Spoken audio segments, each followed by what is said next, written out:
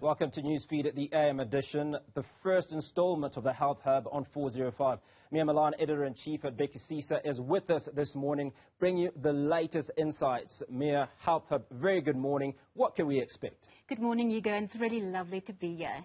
So what can we expect? Well, each Sunday at 9 a.m. we're going to look at some of the stories that Bhekisisa explored for that week, and we're also going to have a look at science, but we'll make it really easy to understand. And of course, we're not only going to stick to COVID-19, we'll also look at some other subjects such as the national health insurance, HIV, TB, and also gender-based violence.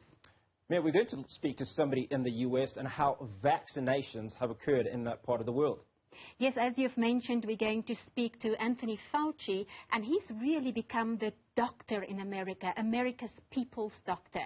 And if we compare the COVID-19 pandemics in America and in South Africa, one of the big differences is the proportion of our populations which we've vaccinated against COVID.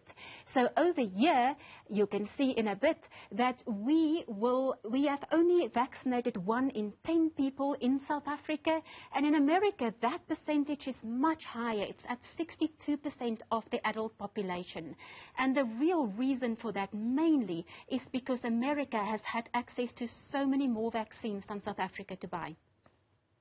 Now, what is the impact of COVID-19 and vaccines been in the US? So America is a really great country to look at the real-life impact of vaccines, because within the country, the states have not been vaccinating people at the same rate. So we can compare the real-life impact of vaccines in states with higher vaccination rates to those with lower vaccination rates. And here you can see we have a state, Vermont, with a high vaccination rate where almost 80% of people have been vaccinated, and Florida has a much lower vaccination rate of only about 60%.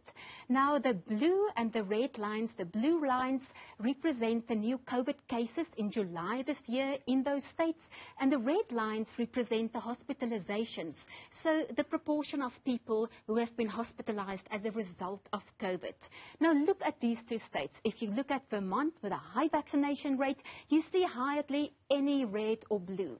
But if we look at Florida, we see a lot of red and blue because there were many cases and many vaccinations. And that is because vaccines are really great at protecting us against falling seriously ill with COVID, so ending up in hospital or dying of COVID. And they also reduce our chances to be infected with a virus which causes COVID, although they're not 100% effective. But there is no reason why the pandemic will play out any differently in South Africa, because what has happened in America is COVID-19 has become a pandemic of the unvaccinated.